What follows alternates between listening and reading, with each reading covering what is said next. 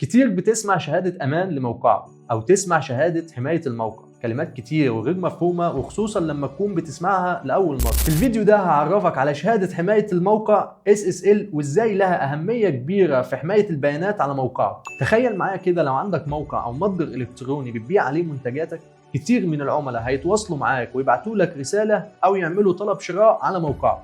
بالتأكيد هيضيفوا بيانات أثناء إرسال الطلب زي الاسم أو رقم التليفون أو العنوان وغيرهم من البيانات الشخصية. لحد هنا تمام أوي.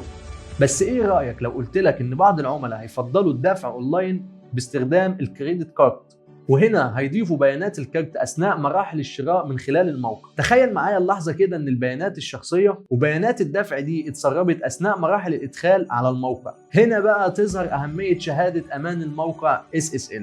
ببساطة الشهادة دي بتشفر البيانات ما بين جهاز المتصفح وما بين السيرفر، وبكده محاولة التجسس على عمليات إدخال البيانات على الموقع هتكون محمية. وبجانب وظيفتها الأساسية اللي شرحناها، شهادة الأمان ليها مميزات إضافية زي مثلا بتزود ثقة عميلك في الموقع، وكمان بتحسن ترتيب الموقع في نتائج البحث على جوجل. والأهم بقى النهارده إن أي موقع بدون شهادة أمان المتصفح جوجل كروم بيعتبره غير آمن.